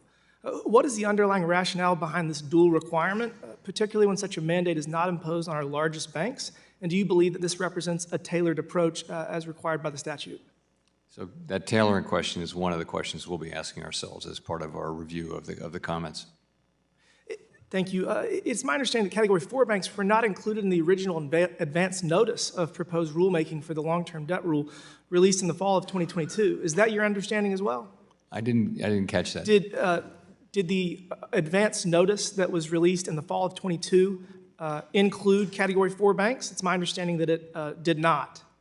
I can't confirm that, to be honest. Well, I think that's something that you should take into account because the Category 2 and 3 banks have had an additional year to foresee this challenge, and so Category 4 banks are really behind the 8 ball. And yeah, so I guess my next question is, do you believe regulatory agencies should provide smaller regional banks longer than the 3-year phase-in period to meet any final long-term debt requirements? It's a good question. That's one of the comments we've gotten, and we'll be looking at that. I appreciate. I just think if we're going to impose these new regulations, giving everyone the same opportunity to comply with them is something worth considering. I guess one final question. If these proposed regulatory changes had been in effect prior to the fall of SVB and Signature, do you believe the outcome would have been different? Because honestly, I don't think anything would have changed. You know, it's a hypothetical. I'm tempted to say that if there had been more long-term debt there that was specifically there to absorb losses. They were nowhere near being solvent. But I guess that's something I think y'all should take into account, whether if these proposed changes to our system that are designed to make it more resilient would have actually caused SVB and Signature to have a different outcome. Because again, it just seems that my colleagues across the aisle let no crisis go to waste, and these are changes that would not have in fact prevented the calamity that they are justifying the changes based on. Thank you for being here today, and with that, Mr. Chairman, I yield back. Gentleman yields back. The gentlewoman from Massachusetts, Ms. Presley, is now recognized for 5 minutes. Thank you. Due to the Fed's aggressive interest rate hikes, mortgage rates have surpassed 7%, rising to 20-year highs, leaving many credit-worthy and mortgage-ready homebuyers without a path to home ownership. This is a problem for everyone. It's an urban issue, it's a suburban issue, it's a rural issue. Chairman Powell, I welcome the decision of the Fed to pause rates at the end of last year. But for families in my district and across the country, that is not enough. We need the Fed to start cutting, because like the rent, interest rates are too damn high. Chairman Powell, you've previously indicated that the Fed may cut rates this year. What would you expect the impact of lowering interest rates to be on the housing market specifically, including the rental, purchase, and construction market? So we know that higher rates, of course, have slowed down the rate of activity. So if at such time as we start to lower interest rates, housing market will pick up broadly across new home construction and new home sales. The number, as you know, many households are in very low rate mortgages, and they really can't sell because they have to refinance into a high rate mortgage. That'll go away over time. So ideally, the housing market would go back into a more normal phase, but one with lower inflation in the broader economy. Right, so just to further reiterate that, interest rate cuts would have a great benefit. Just yesterday, actually, I met with a number of representatives from state housing finance agencies from throughout the country, and they were talking about the barriers to affordable housing projects given the current interest rate environment. Obviously, higher interest rates have raised costs for affordable housing developers, and many of them have chosen to slow down or halt construction entirely. So fewer homes are being built, which means fewer people are being housed. So given that which you agree, so given that we already had a massive shortage of affordable housing supply prior to the pandemic, when interest rates were below 2%, the current rate, 5.5% rate, has been devastating. And the price of homes across the country have remained stubbornly high. It's clear that the current state of our housing market is impacting everyone and disproportionately hurting those who need stability the most. Does this concern you? So our job is to do price stability and maximum employment. We don't target the housing market, and we're doing our jobs. That's what we're doing. It's not something we want to see, but does this is impact the on the path housing to restoring market? price stability. But does it concern you, Chairman Powell?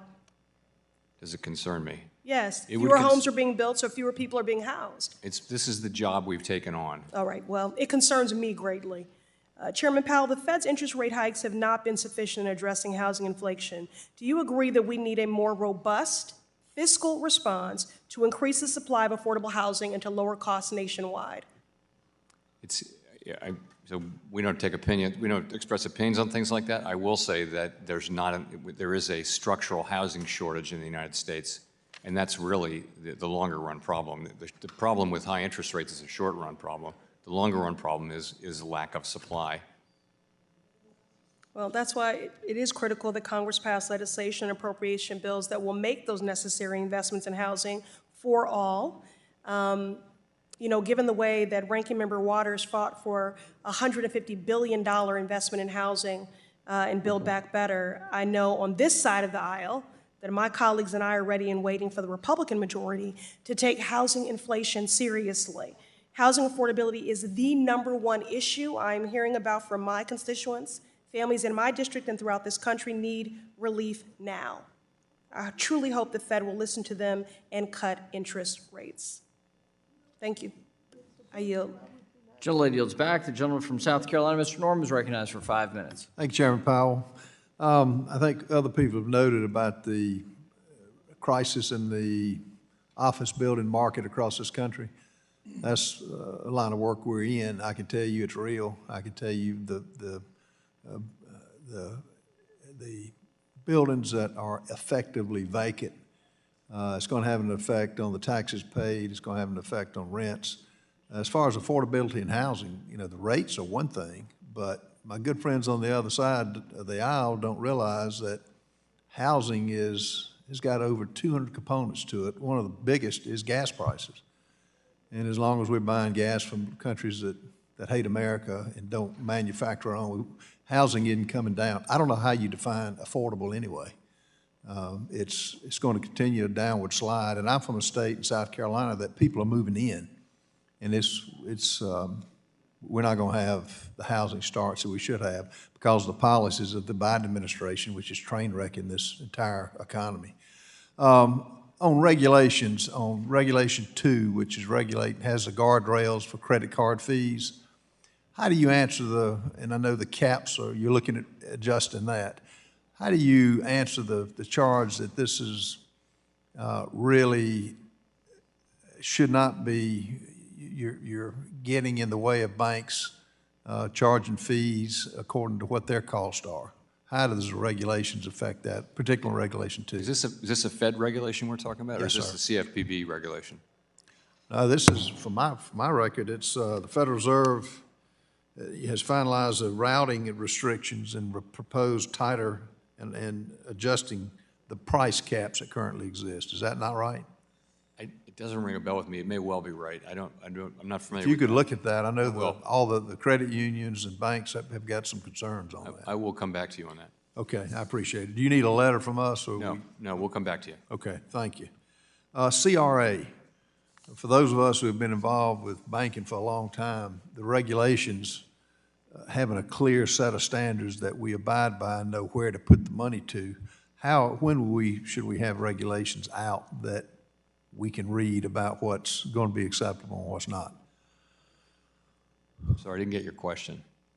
The regulations on the changes in regulations for CRA. Right. What about it? I'm sorry, I missed your question. When are the regulations going to be out that we'll know, the banks will know what's acceptable for CRA and what's not acceptable? So the final rule, of course, is out. I think we're working on, there's a lot of work to do.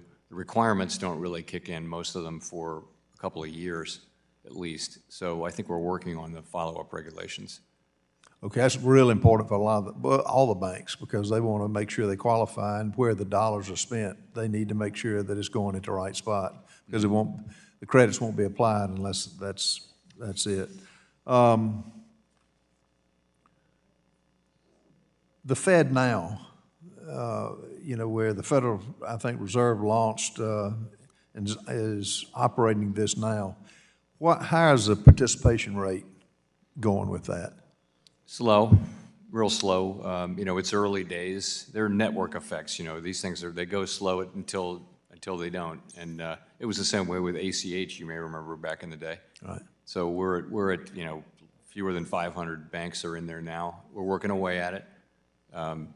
We expect it'll take some time, but it's there, and we think it'll be beneficial. We had a lot of support from smaller banks to build it, as you know. Is the pricing below cost? I don't believe so, no, not longer run cost. Okay. Okay, that's all the questions I have. Thank you for being here.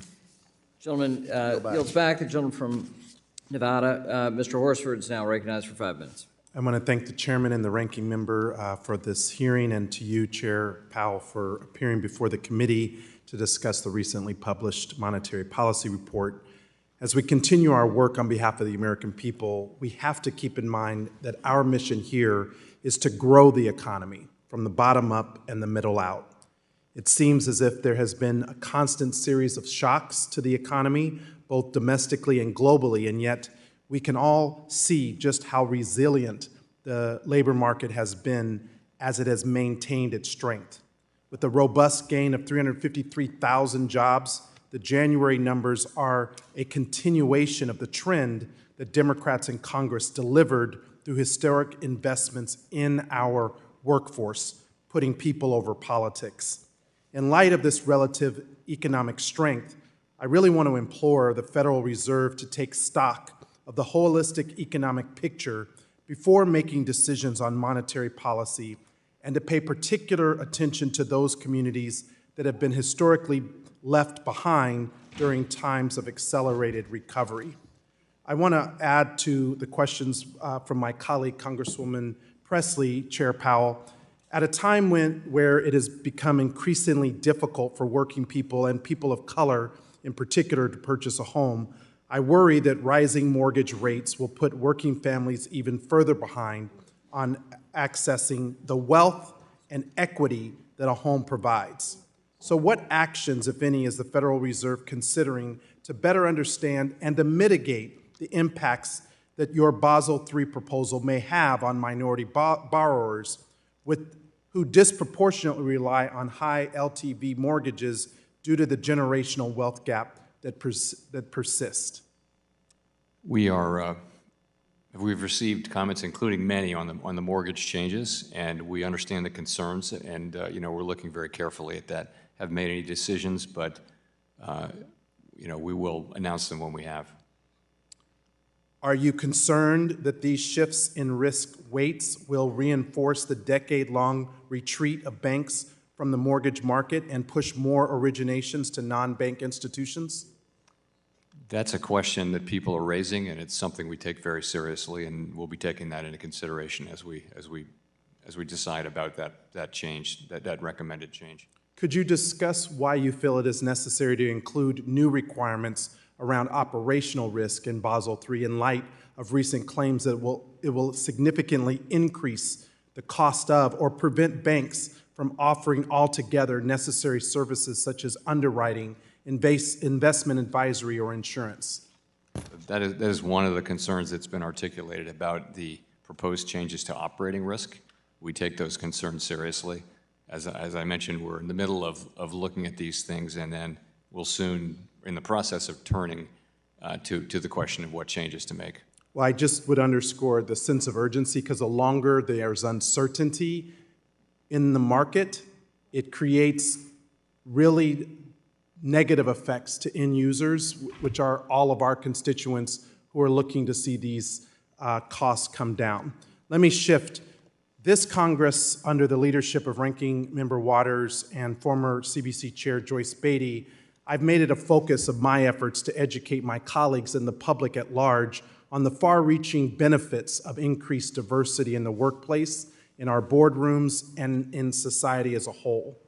Despite the efforts by some on the other side to take away the very tools of economic opportunity that create inclusive work environments and improve performance, there has been a really misguided assault on everything from diversity, equity, and inclusion to other programs following the aftermath of the Supreme Court's ruling on affirmative action. So Chairman Powell, as you know, your Office of Minority and Women Inclusion has a focus on this. So as we anticipate the upcoming release of your annual report on inclusion, would you be able to speak to the necessity of collecting this data that minority and women-owned businesses are included in the board's contracting and acquisition opportunities? I do believe we collect that data, and we monitor that very carefully. And why is it important?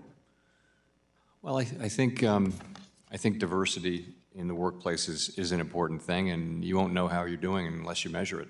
And just as the McKinsey Institute released in their Diversity Matters Even More report, companies that have more diverse management teams actually outperform companies that don't.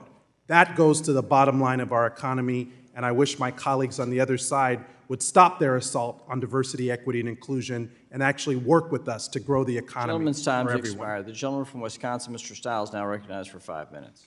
Thank you very much, Mr. Chair. Thank you for being here, Chairman Powell. Appreciate it. You're navigating a difficult situation where we've had stimulative economic policies from the Biden administration, in particular, excessive government spending, investment in infrastructure, specific tax credits. At the same time, we're seeing a regulatory environment from the administration that's also restricting economic growth. We've heard a lot about the Basel III endgame, which you have a chair of. In your opening remarks, you noted that high interest rates are impacting business investment in a negative way. High interest rates are also negatively impacting the housing market.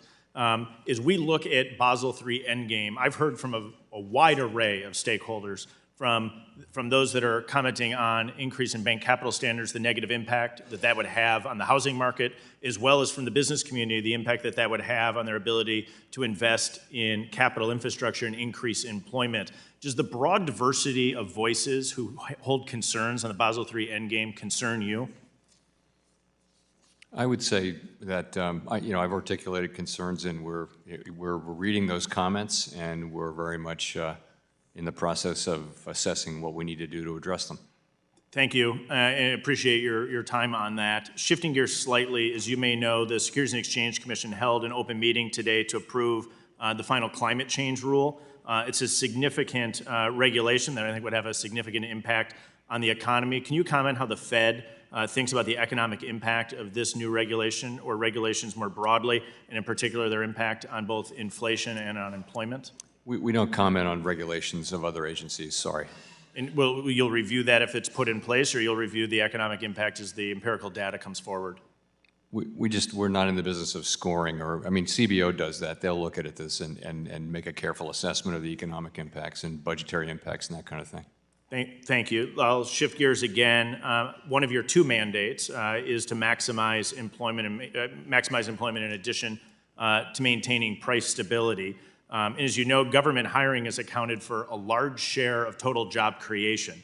More than 600,000 public sector jobs were created last year, and the federal government now employs nearly 3 million workers.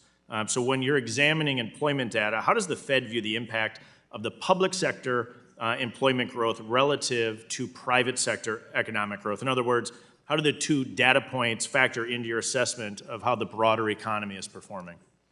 So the jobs are jobs, right? But I think we would tend to look at private sector jobs to get a better assessment. Private sector job creation is a better indicator of kind of the private sector momentum in the economy. But we look at both. They both count. And does the dramatic increase in the private sector number of jobs give you any pause or concern as it relates to... You mean in the public sector? In the public sector. Sorry if I misspoke. Yes, the public sector. The truth is the public sector was unable to hire at the beginning because wages went up a lot in the private sector at the beginning of the pandemic inflation, and public sector can't respond to that. So there's some catch-up hiring going on there now. Now that things are settling down to normal, I think there's some catch-up hiring. I'm not sure it's an issue we're concerned about. Okay. I'll shift gears in my final minute just to talk a little bit, to get your perspective on the macroeconomic developments that are having an impact on our monetary policy, specifically as we think about the potential for a productivity boom, from AI to work at home to other factors. The data is probably too early to tell whether or not we're having a true productivity view. But how does the Fed view the adoption of some of these new technologies, in particular AI, as it relates to labor productivity? So everyone's looking at AI for that question, and it's hard to say, actually. We've had really nice productivity in the last year or so, but it's probably still very much affected by the post-pandemic factors that we're seeing.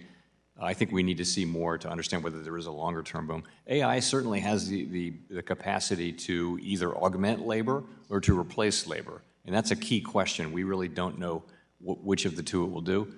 Tons of money being invested in it, and so it's likely to drive significant productivity. I would say right now technology, but also higher labor mobility. A lot of people quitting during the really tight labor market, and also the rise in startups. There were a lot of people starting companies during the pandemic. Those are the kind of things that do add up to higher productivity over time. So there is hope that we'll see some productivity out of this. Thanks for your comments today, Mr. Chair. I yield back. Gentleman yields back. We'll go to the last questioner of the day, the gentleman from New York, Mr. Torres. for 5 minutes. Thank you, Mr. Chair. Mr. Chair, I have several questions about some of the most common complaints that I've heard about Basel III Endgame. I have an open mind on the subject, but I want to hear your response to some of the arguments that have been leveled against it. First, the Fed has repeatedly reassured the public that the banking system is well capitalized. Yet the Fed is advancing Basel III on the assumption that the banking system is undercapitalized. So the first question is, how do you reconcile the Fed's repeat assurances about a well-capitalized banking system with Basel III's assumption of an undercapitalized banking system? The second question, if the purpose of Basel III is to align U.S. banks with their banking peers elsewhere in the world, why is the Fed imposing requirements that are more stringent than those prescribed by Basel III? In other words, why is the Fed, quote unquote, gold plating? The third question is, how do you reconcile Basel III's recommendation for standardization with Congress's statutory requirement for tailoring? Standardization would seem to be in conflict or in tension with regulatory tailoring. And the fourth and final question, do you think that Basel III could have the unintended consequence of reinforcing the trend toward shadow banking, which would mean less regulation, not more? Is there a sense in which we are transferring risk from the regulated sector of the financial system to the deregulated sector? So I bombarded you with 4 questions, and I'll give you the time you need to answer them. I'm going to have a hard time reading my handwriting here, but I'll start with yes to the fourth one. I'll give you that one because that is clearly a risk. We've seen intermediation activity moving out of the regulated system, and this has the risk of doing more of that. So what was, in a word or two, what was one again? Just you said, and you testified, capital, yeah. Repeat reassurances about the capitalization of the banking So system. I addressed this in my remarks in the open board meeting. You know, higher capital is always going to add to safety and soundness, but there's a cost. Right. And so identifying the precise right level is very, very difficult. Hard to do it objectively. I've said for years in these rooms that I thought that the level of capital in the U.S. banking system was about right. So I posed, and I voted for all these increases during Dodd-Frank, so I think it's a very fair question. We'll be looking at that. The second one was? The concern about gold plating. About? Gold plating? Oh, gold plating, yeah, no, it is, and I said this in my public remarks, that we're exceeding the minimums with this proposal, and we also exceeded what the other big jurisdictions are doing, and so that's a question. That's a good question. I'll agree. Okay, great. And the third? And the third is, I think you more or less, and standardization versus tailoring. Standardization of, it was something. Yeah, so Congress passed a statute requiring regulatory tailoring. No, that's an and do you excellent think question. Basel III is in compliance with that statute? I addressed that in my comments too. I think you're right. We do need to take on board the lessons of Silicon Valley Bank as it relates to the smaller, large banks, but we don't need to throw away the tailoring that's required by the law, but also that is appropriate if we're going to have a diverse banking system. You know, the collapse of SVB was largely a story about liquidity risk and interest rate risk, yet the focal points of Basel III are credit risk, market rate risk, and operational risk. Like, what is your response to the criticism that the Fed should focus its energies on addressing the forms of risk that were responsible for the SVB bank failure rather than focusing on forms of risk that were largely unrelated to it?